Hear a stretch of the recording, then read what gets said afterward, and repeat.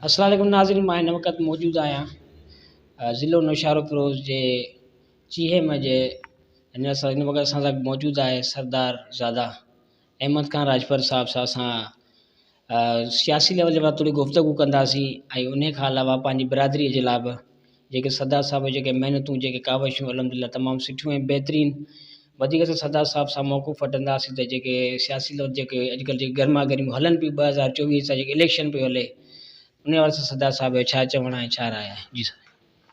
अस्सलाम वालेकुम। इलेक्शन जे हवाले सां त ॿ टे ॻाल्हियूं इहे ई कंदुमि। अगरि ॾिसजे असांजे ज़िले में फर्स्ट ऑफ ऑल त राजपर बिरादरी आहे, वरी खैरपुर में बि आहे, बट अवल नौशहरो फिरोज़ ज़िले जी ॻाल्हि कयूं त ॾिसजे थो PS 33 ऐं 34 ते अक्सरियत आहे, वरी कुझु PS 32 ते बि आहे। उन सां गॾोगॾु इलाइक़े जा ॿिया बि साथी काफ़ी आहिनि, माना हम ख़्याल ऐं जेके गॾु बि हूंदा आहिनि ऐं ॿियूं बिरादरियूं बि आहिनि। त ऐं ॾिसजे थो त ॿ धुरियूं आहिनि, हिकिड़ी आहे हुकूमती धुर जेका पोयर में रही आहे प्रीवियसली, ऐं उन खां अलावा ऑपोज़िशन जी धुर आहे। त अगरि ॿिन्हिनि जे माना उनखे थोरो एनालाइज़ कजे या ॾिसजे त जेके बि कैंडिडेट अॻियां आया आहिनि ॻाल्हियूं उहे इहे था कनि त हिकिड़ो चवे थो या त असां 200-300 सालनि खां ख़िदमत ई था कयूं।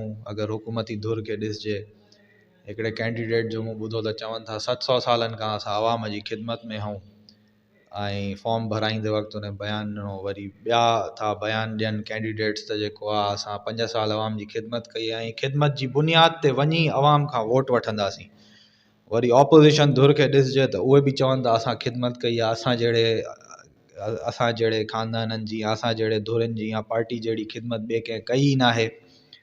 पर आवाम खे ॾिसजे त शायदि उहे उन जा असरात उहे नज़र नथा अचनि। माना कैंडिडेट्स त इहे ॻाल्हियूं करे था वञनि, पर अवाम खां त केरु पुछे त अवाम छा थो चवे त वाक़ई हिननि ख़िदमत कई आहे या न कई आहे। ऐं पोयों ॾिसजे त पोयनि 5 साल में जेको मेन वाक़ियो रहियो त उन में इहो ई रहियो त जेको सैलाब जी सूरत हाल हुई, उन में जेके माण्हू माना ॾुखे मां ॾुखियो वक़्तु हिकिड़ो उहो ई आयो हो, हिकिड़ो कुदरती आफ़त ई। पर उन सां गॾु काफ़ी शयूं ज़ाहिर बि थियूं त उन में 2 टे ॻाल्हियूं जीअं हाणे माना रोड रस्ता ब्लॉक पिया थी वञनि त उहे ज़ाहिर कुदरती ढोरा हुआ ऐं पंहिंजो उन्हनि जा वहकरा हुआ, उन्हनि खे कॾहिं मर्ज़ीअ सां बंदि पियो कयो वञे, कॾहिं मर्ज़ीअ सां खोलियो पियो वञे। त इहे सभु जेको आहे सियासी फ़ैसिला हुआ, सियासी इक़दामात आहे, जंहिंजे करे इहे शयूं माण्हुनि ते अवाम ते असरु पियो पए जंहिं शइ जो। त उन्हनि जे पोयां कहिड़ा सियासतदान आहे, कहिड़ा ब्यूरोक्रेट्स आहे, कहिड़ा ऑफिसर्स आहे, उन्हनि जी उन परफॉर्मेंस खे मद्देनज़र रखियो वञे न। इहो त न रुॻो बसि तव्हां हिकिड़े ॻोठ खे ॿोड़ाए छॾियो, ठीकु आहे, कंहिं बि हुकूमती धुर या ऑपोज़िशन, छो जो जिथे किथे हुकूमत बि न हुई, किथे किथे लोकल वॾेरा बि हुया, किथे किथे लोकल ॿिया अॻुवाण बि हुया, ज़रूरी न आहे त उहो हुकूमती धुर में हुजनि। त उन्हनि खे उन शइ सां माण्हू अवाम एनालाइज़ करे त इहे सियासी फ़ैसिला जंहिंजे करे अवाम ॿुॾो पिए ऐं ॾुख में हिकिड़े ॾुखे वक़्त खां गुज़रियो। त उन्हनि सियासी फ़ैसिलनि जे करे पोइ वरी जेको आहे बसि उन्हनि खे कुझु घर ठाराए ॾिना विया या कुझु राशन चंदो पाणी ॾेई ॾिनो वियो। पर मेन सुवाल इहो आहे त हाणे वरी अहिड़ी का कुदरती आफ़त थी अचे, जीअं असां रुॻो हिते न ॾिसूं, इन खां पोइ ॿोॾि खां पोइ तुर्की ऐं सीरिया में ज़िलज़िलो आयो, वरी लिबिया में अहिड़े क़िस्म जो सैलाब आयो, कुझु इलाइक़नि में इन खां बि ख़तरनाक आयो, फ़लस्तीन में कुझु अहिड़ो जंग वारी सूरत हाल थी। सो अहिड़ा वाक़ियात अलाह न करे, ख़ुदा न ख़ास्ता, बट सुभाणे वरी बि थी सघनि था। उन खां पहिरीं करोना पई 2020-19 में जो सॼो तक़रीबन माण्हुनि जो 60-70% वोणनि जो फ़सुलु ख़तमु थी वियो ज़िले नौशहरो फिरोज़ में।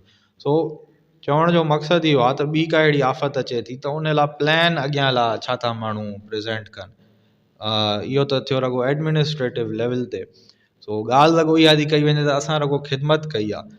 हिकिड़ो हूंदो आहे ॻोठ जे अॻुवाण जी या ख़ानदान जे अॻुवाण जी ख़िदमत करणु, जंहिं ॾुखे वक़्त में कंहिंजी सपोर्ट करे छॾी। पर उनजो मेन कॉज़ छा आहे, मेन रूट कॉज़ छा आहे, उहे सियासी फ़ैसिला हुआ जंहिंजे करे पंहिंजो माण्हू ॿुॾा ऐं ॾुखे वक़्त मां गुज़रिया। अलाह साईं त हिकिड़ो मींहुं ॾिनो, ठीकु आहे, कुदरती तौरु हिकिड़ी आफ़त आई मींहं जी, आज़माइश आई मींहं जी, बट उन खां अलावा जेके माण्हू ॿुॾा सैलाब में, उहे त सियासी फ़ैसिलनि जे करे ॿुॾा न त इहो पाणी 15-20 ॾींहंनि में निकिरी सघियो पिए। सो अवल त इहो। उन खां अलावा अवाम ज़ाहिर आहे इहो ई ॾिसे त जेको उन्हनि लाइ जेको बहितर आहे, बहितर खां बहितर आहे, उन खे हू पंहिंजो मुंतखिब कनि। अगरि जे बहितर न आहे त पोइ त मां इहा ई तजवीज़ ॾींदुमि त पोइ कंहिंखे एहतजाजनि तौरु तव्हां वोट ई न ॾियो। छो जो इहे जेके माण्हू अचनि था अॻियां, ऑपोज़िशन जो हुजे या हुकूमती धुर जो हुजे, इहे बि त किथां सलेक्ट थी था अचनि न। सलेक्ट मुंहिंजो ॿिए कंहिं ॾे माना हू सियासी इस्तलाहात में मां नथो चवां सलेक्ट थियणु माना इहे पंहिंजी पार्टीज़ जी तरफ़ां सलेक्ट थी था अचनि। इन्हनि खे अवाम त नथो चाहे न। माना अवाम जो अगरि तव्हां रेफरेंडम करायो पंहिंजे तक में, या हिकिड़ो आम तासुर, घणो परे न वञो, सहाफ़ियुनि जे थ्रू ई तव्हां वठो, टीवी ऐं सोशल मीडिया जे थ्रू ई वठो, त जेके कैंडिडेट्स पार्टी जी तरफ़ां अॻियां था अचनि, उहे शायदि उहे कैंडिडेट्स न आहिनि जंहिंखे अवाम थो चाहे। जीअं मूं चयो त हिकिड़ो चए थो त असां 5 साल ख़िदमत कई ऐं ख़िदमत जी बिना ते वोट वठंदासीं, ऐं हिकिड़ो चए थो त असांजे ख़ानदान सॼी उमिरि ख़िदमत कई आहे, ऐं टियों चए थो त असां 700 साल ख़िदमत कई आहे। त अवाम छा इहो चए थो, अवाम छा इन सां हामी भरे थो? सो इहे 2-3 ॻाल्हियूं आहिनि जेके मिड़ई अवामी हिसाब सां चवणु पियो चाहियां मां। ऐं मां को अवाम जो नुमाइंदो थी करे ॻाल्हि नथो कयां, पर मां हिकिड़ो पंहिंजो ज़ाती राय थो ॾियां, जेके मां तासुरात ॾिसां थो माण्हुनि में उथी वेही ऐं अवाम में लोकल लेवल ते। सो जेके माण्हुनि जा तासुरात आहिनि उहे बयानु करण जी कोशिशि थो कयां। उन खां अलावा ज़िले खैरपुर जी तव्हां ॻाल्हि कई त उते ॾिसजे त PS 28 में ऐं PS 29 में राजपुर बिरादरी अक्सरियत में आहे, ऐं उते ॿियूं बि बिरादरियूं आहिनि माशाल्लाह सां। त उते पंहिंजे ॾिसनि जेको बहितर खां बहितर नुमाइंदो आहे, उन खे अॻियां आणनि, ऐं जेको हुननि जे लाइ बहितर हुजे, सो उन में मां को पंहिंजो ज़ाती मफ़ाद या ज़ाती राय न ॾींदुमि त हिन खे आणियो या हुन खे आणियो।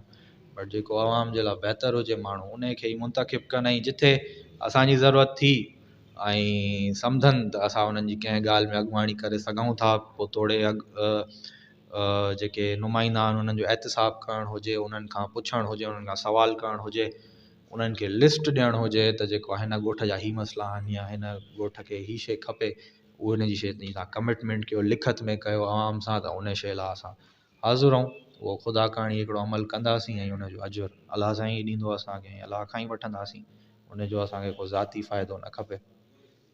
अच्छा, हुन सां तव्हां पंहिंजी बिरादरी लाइ जेके माना तव्हां ॻाल्हियूं कयूं अथव, माना जेको ख़ैरु आयो, माना पंहिंजे तरफ़ां सां जेकी माना थी सघी असां पंहिंजी आवाम जे लाइ ऐं माण्हुनि जे लाइ, ऐं आवाम जे लाइ जेको तव्हां मैसेज ॾिनो, त आवाम माना उन्हनि कैंडिडेटनि खे, माना जेको माण्हुनि खे, सियासी माण्हू जेके आहे, उन्हनि माण्हुनि खे माना पंहिंजो माना सरबराह करे, रहनुमा करे, जेके उन्हनि जे लाइ साथ ॾिना, त बिल्कुलु जेके सैलाब आयो, काफ़ी माना मुश्किलातूं आयूं आवाम जे मथां, पर आवाम जे लाइ त ॾिठो ज़ाहिर थो ॾिठो अहिड़ी को बि उन्हनि जे तरफ़ां माना की हुकूमत जी सतह मतिलबु अहिड़ी का बि उन्हनि खे सहूलियत न मिली। उन लाइ बिल्कुलु तव्हां बहितरीनु तव्हां उन्हनि जे लाइ आवाम जे लाइ तव्हां मैसेज ॾिनो, सरदार साहिब तरफ़ां जेको मैसेज आयो त बहितरीनु तमामु सुठो मैसेज आयो। आवाम जेको इन जेके इलेक्शन जी सियासी गर्मा गर्मी हले पई, उन ते आवाम खे बसि इहा ई गुज़ारिश कंदासीं त अहिड़नि माण्हुनि खे चूंडियो जेके सुभाणे तव्हांजा कमु अचनि, जेके तव्हां कमु नथा अचनि त पोइ सुठो आहे, तव्हां आज़ादु बिहो त उहो बहितरु आहे। ऐं अॼुकल्ह हर माण्हू में शौर अची वियो आहे, हर माण्हू पंहिंजी माना हिकु सुठी राय पियो ॾिए, सुठो मौक़ुफ़ थो ॾिए। त सरदार साहिब जे तरफ़ां असांखे तमामु माशाल्लाह बहितरीनु मैसेज मिलियो। ऐं असांजी बिरादरी जे लाइ तव्हां थोरो छा चवंदो?